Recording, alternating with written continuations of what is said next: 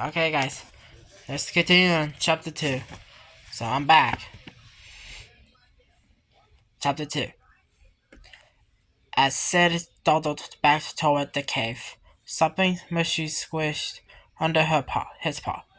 Oh, sick, said Wine. He stepped in a steaming pile of glintondum poop. Sid glared at the glintondum, waddling away. Hey, Wine, buddy, he squeaked. Got me next time. Stopping on the ground, Sid tried to shake the dirt from his paws, but the stuff was clinking, so he slid his paw along the grass. Yuck! Nearby, two muscleless rhinoceros stood beside a large elegant salad of crisp leaves that they'd collected. collected. I can't believe it, the rhino named Carl said happily. First wild greens, he turned to the others finally and smiled. Frank, where did you ever find? Go ahead, Frank interrupted, pleased. Dig in. Then Carl noticed a yellow flower garnishing the salad. A dandelion! Carl gasped. I thought the frost whipped them all out. Oh, but one. Frank replied. Carl opened his mouth to take a bite. Before he had a chance, Sid hopped onto the bed of tasty leaves, still stomping and scraping his paw to get it clean. Ah, yuck!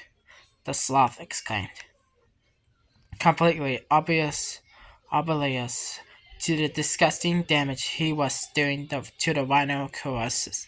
Lunch Sid grabbed onto Frank's horn so that he could clean his paw more easily. This has definitely not been my day, he told Frank. You know what I'm saying, buddy? Sid finished tidying up his paws. Gosh, what a mess! He patted Frank's head as if the rhino was a puppy. Hey, do you know rhinos? Have you tiny brains? Tiny brains. Is a fat. No offense. Sid waved his hand dismissively. You probably don't even know what I'm talking about. Then Sid spotted the dandelion. Oh, Yamo! He cheered, snatching it. Must be the last one of season. He popped the flower into his mouth. Carl glared at Sid so furiously that steam should have been coming out of his ears. Mmm, Sid murmured as he chewed. It was the particularly delicious dandelion. Mmm, Carl, Frank growled, boiling with fury. Finally, Sid noticed what he'd done to the rhinoceros's food. He jumped off the ruined salad. Oh, my mistake, fellas. Hurrying to get away, Sid tripped over a fallen log and tumbled onto his face. He quickly pulled himself up again. Let me make it up to you, he told the infuriated rhinos. Sid spied a bunch of large seed pods on the ground and picked one up. What's this? He asked. A pine cones! Oh my goodness, they're my favorite! He stuffed the pine cone in his mouth and chewed. His chomping made a terrible sound like a crunching broken glass. Mmm, Sid lied. Delicious. That's. He swallowed painfully. Good eating, but don't let me have them all up. Here. Sid picked up more pine cones and stuffed them into Carl's mouth. Have some. Carl's eyes blazed as Sid forced the rhino's jaw up and down in the chewing motion. Hmm? Sid said weakly as the pine cones crunched. Tasty? Carl growled. Sid flashed him a big, fake smile. Bon appetit, too! He exclaimed, and then he spit away as fast as his short, thick legs would carry him. No? Frank asked. No, Carl replied. The rhino colossus lowered their horns and charged. When Sid glanced back and saw the rhinos thundering toward them, he let out a scream and zipped around the corner of the hillside. He slammed onto a huge hairy hind leg. Ooh! Sid cried. Hey! A booming voice protested. Sid glanced up at the enormous mammoth he bumped into. It was Manfred. Sid took one look at the powerful mammal with sharp, curving tusks and scrambled behind him to the hide. Just pretend I'm not here, Sid yelped. Manfred faced the rhinos rumbling toward him. The rhino colossus slowed when they saw the mammoth. Man, Frank complained. I wanted to hit him full speed. That's okay, Frank, Carl replied. We'll have some fun with him. Sid clamped his arms around Manfred's tree trunk of a back leg. Don't let him impale me, he cried. Please, I want to live. Manfred shook loose, Sid loose. Get off me, he grumbled. The second Sid hit the ground, he popped up and desperately hid behind Manfred again. Come on, called Sid. You're making a scene. We'll just take our food, pinata, and go, Frank told the mammoth. If you don't mind. Manfred peered down at Sid. If it's not them today, he said to the sloth, it's just someone else tomorrow. I'd rather not be today, Sid replied. Okay? We'll break your neck so you don't feel a thing, Carl suggested. How's that? Manfred narrowed his eyes suspiciously. Wait a minute, he said. I thought rhinos were vegetarians. An excellent point, Sid added. Shut up, the mammoth hissed. Carl shrugged. Who says we're gonna eat him after we kill him? You know, Manfred said with a growl, I don't like animals to kill for pleasure. Save it for a mammal who cares. Carl replied. Sid peered around Manfred. I'm a mammal who cares. The rhinoceros stomped closer to Manfred and Sid, intent on attacking the cowering sloth. How about this? Manfred asked. If either of them making across that sinkhole in front of you, you get the sloth. The rhino, like, get it. The rhinoceroses had a skeptical expression on their face, but they slowed down. They glanced at the most ground of the front of them, which suddenly there seemed swampy and enormous. Sid stuck his head out from behind Manfred's leg. That's right, you losers! He shouted. You take one step and you're dead! To prove his point, Sid grabbed a heavy rock and tossed it onto the sinkhole. The rock landed with a thud. It didn't sink an inch. Sheepishly, Sid retreated behind the mammoth's leg. You were bluffing, huh? Yeah, Maverick confirmed. That was a bluff. Go! Called Howard. He and Frank lowered their heads and charged. The rhino slammed into the mammoth, pushing him backward right towards the edge of the cliff. Sid threw his slight body against Manfred's leg, helping him push back against the rhino assaulted. When Sid noticed the steep rocky slope directly behind him, he screamed a high-pitched wail of terror. Manfred dug his feet into the ground and shoved the rhinoceros with his massive shoulder. Cole and Frank flipped onto their backs, their stumpy legs flattening. Woohoo! Sid cheered, waving his arms like a champion boxer. The rhino swirled right side up and charged.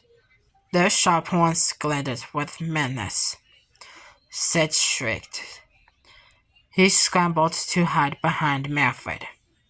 As Carl rumbled at the mammoth, Manfred whipped out his strong trunk and wrapped it around the rhino's horns. With a grunt, Manfred lifted the whole rhinoceros off the ground. Then he slammed him down hard. Carl slumped where he had been, smashing his eyes, rolling crazily. His gaze landed on a tender yellow flower near his snout. A dandelion? Carl said with a sigh. Frank focused on impaling Sid. Before the rhino reached the sloth, Manfred scooped Frank up with his curved tusk. Then he hurled the rhino in the air. Frank fell heavily, flattering Carl's dandelion into pulp. Sid raised his arms triumphantly again. We did it! We did it! He shouted. Yeah! He hugged Manfred's trunk.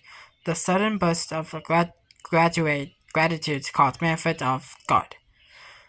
He stumbled backward, and the mammoth and the sloth began to slide down the rocky mountain side. Sid screeched the whole way. Manfred launched at the bottom. With a thump that shook the landscape, Sid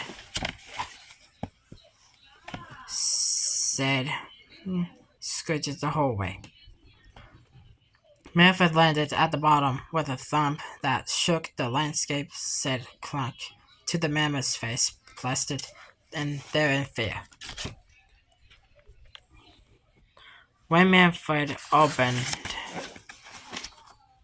his big eyes, Sid's face was so close that his eyeballs were nearly touching Manfred's. You have beautiful eyes, Sid whispered sincerely. Get off, Manfred grunted. My face. He reared his head. Thankfully, Sid loosed the mammoth, lumbered to his feet, and walked away. Sid hopped up and followed. Whoa, he called. We make a great team. And what did he say? Just head south? He got it. The mammoth pointed to look thrilled. Wait, he said enthusiastically. Yeah, jump on my back and walk the whole way. Wow, Sid replied, with a smile. Really? No, Manfred replied. He turned to walk away again, heading due north. Wait, the sloth shouted. Aren't you going south? The changed seasons, migration instincts, any of this of ringing a bell?